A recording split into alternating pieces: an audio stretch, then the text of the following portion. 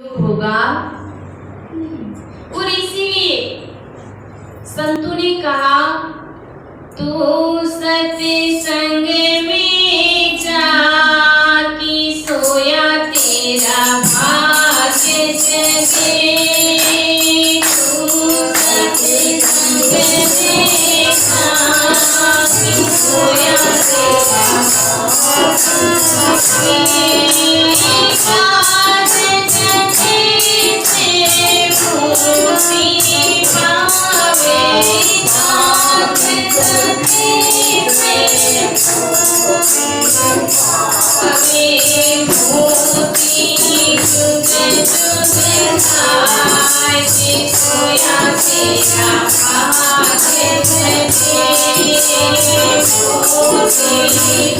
सत्संग में जाकी सोया तेरा भाग्य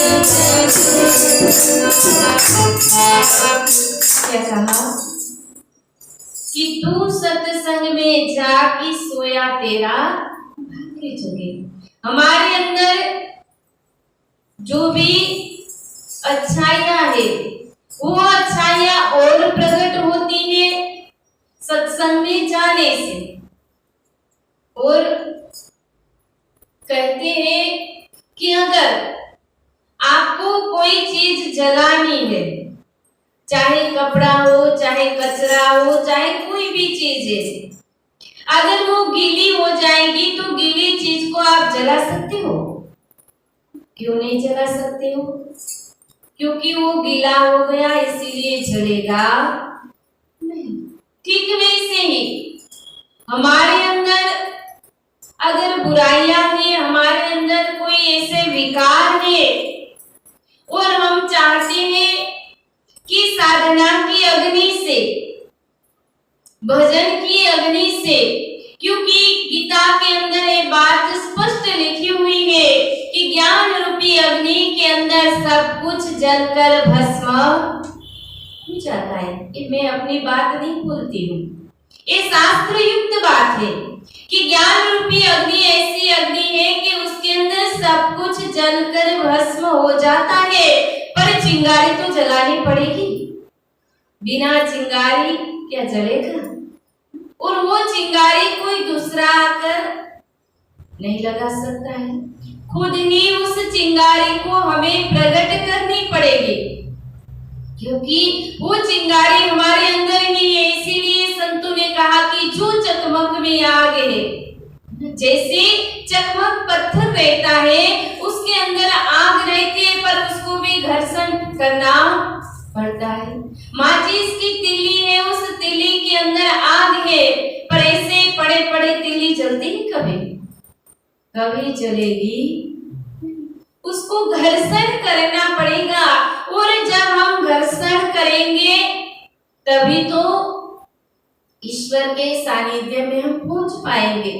और जब ईश्वर के सानिध्य में पहुंचेंगे, महान पुरुष के सानिध्य में जब हम पहुंचेंगे, गुरु महाराज जी की जो अमृतमयी वाणी है उसके अंदर जब हम हमारे मन को स्नान कराएंगे तभी हम इस संसार सागर से पार हो पाएंगे, बाकी संभव नहीं है।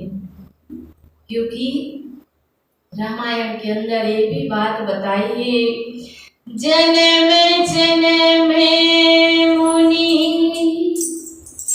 करहि, जन्म जन्म मुनि करहि जतन, तो ही राम कहि आवत नाही। राम सिया राम सिया राम जय जय राम, राम सिया राम सिया राम जय जय राम। क्या कहा कि जन्म जन्म मुनि करहि जतन। जतन मानी कि ईश्वर का भजन जन्मों जन्म तक करते हैं कि कहीं हमसे गलती न हो जाए, कहीं हमसे कोई भूल न हो जाए, और भजन में बैठते हैं। और जब हम भजन याद रखना, देवी देवता हमें भजन करने नहीं देते, क्योंकि उनको भी डर रहता है कि कहीं ये भजन करके हमारा जो पद है वो पद छीन न रहे। और यहाँ तो ये देवों की भूमि है, यहाँ तो और कठिन है। याद रखना, ऐसा मत सोचना कि यहाँ आकर भजन करना सरल है। जब तक गुरु महाराज जी की कृपा नहीं होगी, जब तक महान पुरुष की हमारे ऊपर दया दृष्टि नहीं होगी, तब तक हम भजन भी कर सकते नहीं। अभी हमको, जब हम सत्संग करने के लिए गए थे, एक बहन मिली और कहने लगे कि भाई जी, कितना भी करूं, पता नहीं क्यों मेरा मन भजन में लगता ही नहीं है। मैंने कहा क्यों नहीं लगता है, कारण ढूंढो, कहाँ कमी है आपकी। मन नहीं लगने का कारण क्या है? जब गुरु महाराज जी ने दया करके, कृपा करके, जब संत महात्मा ने ज्ञान दे दिया, जिस दिन ज्ञान लिया था उस दिन अनुभव हुआ था, उसके बाद भी कई दिनों तक भजन में बैठते थे, आनंद मिलता था। अब क्यों नहीं मिल रहा है? तब उसने कहा कि वास्तव में मुझसे कुछ ऐसी गलती तो हो ही गई होगी, क्योंकि मेरा मन जो है वो नहीं मानता, लेकिन मेरी आत्मा मुझे गवाही देती है क्या, कि कहीं न कहीं तेरी कमी रह गई है।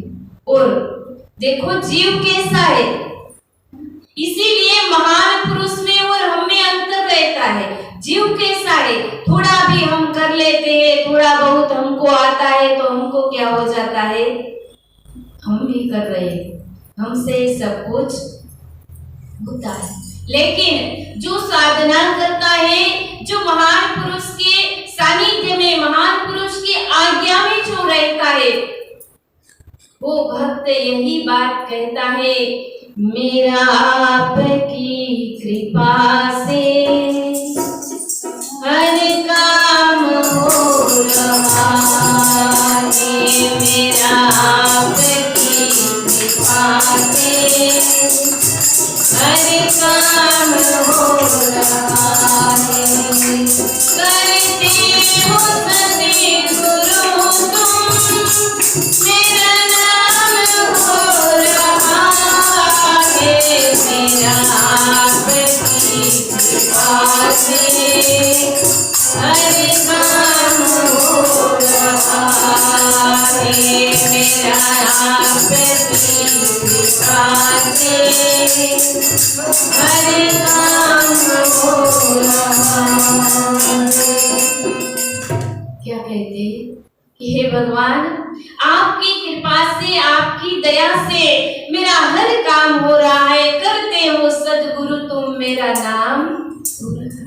मैं तो कुछ करने वाला नहीं, जो कुछ भी करते हो आप ही करते हो, क्योंकि जब एक बार समर्पण की भावना आ गई, एक बार छोटे बच्चे की तरह, छोटा बच्चा होता है उसे क्या आता है, कुछ भी आता नहीं, लेकिन उनके अंदर समर्पण की भावना रहती है, और उस समर्पण की भावना से ही उसे सब लोग प्रेम करते हैं, प्यार देते हैं।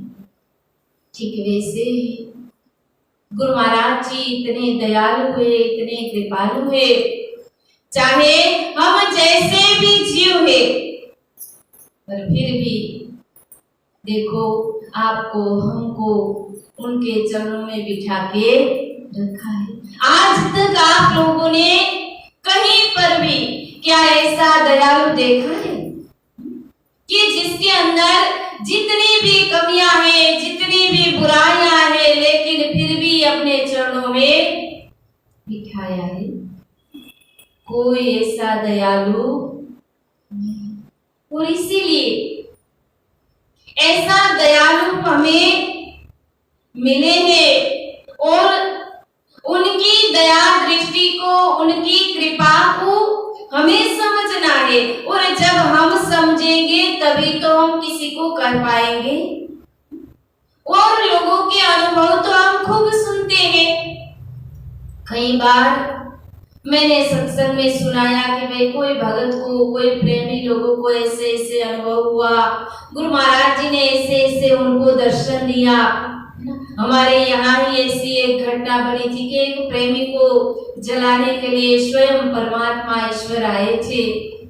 ऐसी बातें हम खूब सुनते हैं, लेकिन सुनने से क्या हुआ? क्या हमारे जीवन में हमने कोई ऐसे अनुभव किए? अगर किए हैं तो और करने के लिए और उनके साथ संपर्क बनाए रखने के लिए हमें क्या करना है? क्योंकि उनके साथ रिश्ता जोड़ना कोई आसान बात नहीं है। वैसे हम कह देते हैं कि जन्म जन्म का साथ है तुम्हारा हमारा, जन्म जन्म का भक्त और भगवान का नाता है, संबंध है, रिश्ता है, हमें पता है।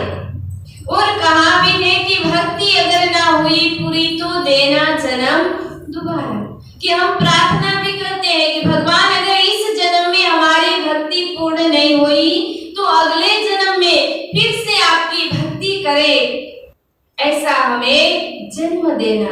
और सही में देखो, आप लोगों की तो उम्र है ना, पर हम लोगों को देखो कौन सी उम्र है, कौन सी भक्ति कर ली, कौन सी हमने साधना की।